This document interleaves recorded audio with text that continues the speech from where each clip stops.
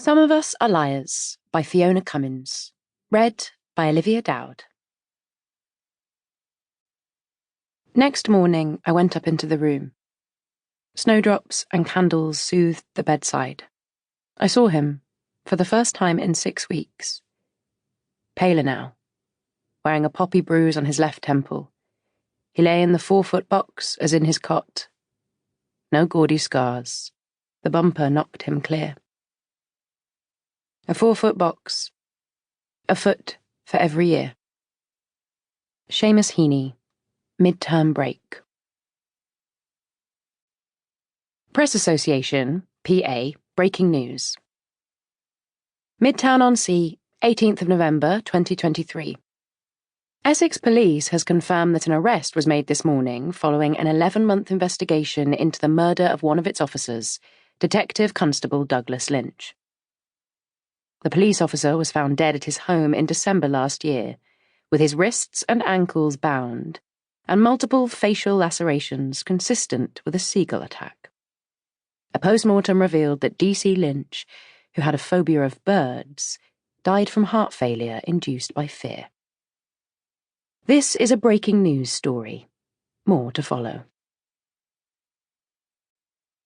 Prologue. Wednesday, 27th of September, 2023. Saul.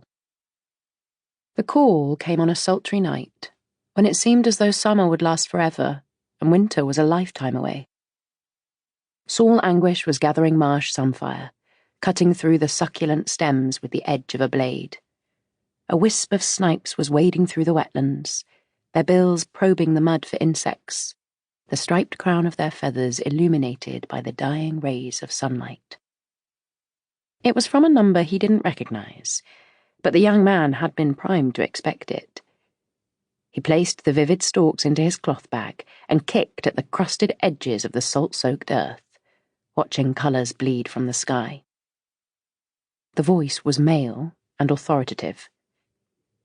The last time Saul had heard it was a few weeks earlier, when he'd received a commendation for outstanding bravery from its owner, the Chief Constable of Essex Police.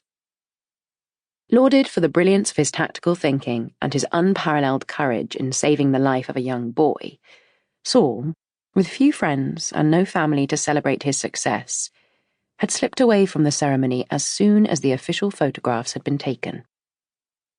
But the Chief Constable had not forgotten the sharp-eyed detective, with his gift for policing and the secrets in his heart. He offered Saul a choice. He did not have to accept the assignment.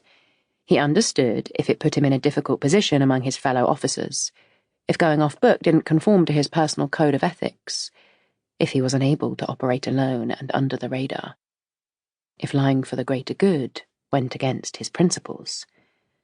But he'd come highly recommended by his former inspector, whose opinion, despite his fall from grace, was still widely respected. At 26, Saul was too cynical to believe that choice in this scenario was anything other than illusory. A part of him was surprised by the call, a forensic trail connecting them both. But he understood that no one rose to such a senior rank without mastering the art of plausible deniability. If he declined, he could kiss goodbye to his promising career. But that wasn't the reason he agreed to the request. When the Chief Constable had told him that he was authorizing him, unofficially, of course, to quietly investigate a suspected killer operating from inside the force, a bad apple rotting, infecting their revered institution in plain sight, he'd given him a name. It was a name Saul recognized, a name that terrified him.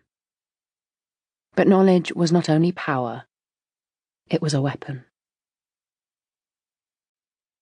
Associated Press AP Advisory Notice. Midtown-on-Sea, 22nd of July, 2024. The Emmy Award-winning actress Winter Kellaway will give evidence at Midtown Crown Court this week as part of the gross negligence manslaughter proceedings involving her 4-year-old nephew, Teddy Miller. Witnesses expected to take the stand during the 2-week trial include Investigating Officer Detective Constable Saul Anguish, as well as Jen Miller, Teddy's mother, and the boy's older sister, Sample complete. Ready to continue?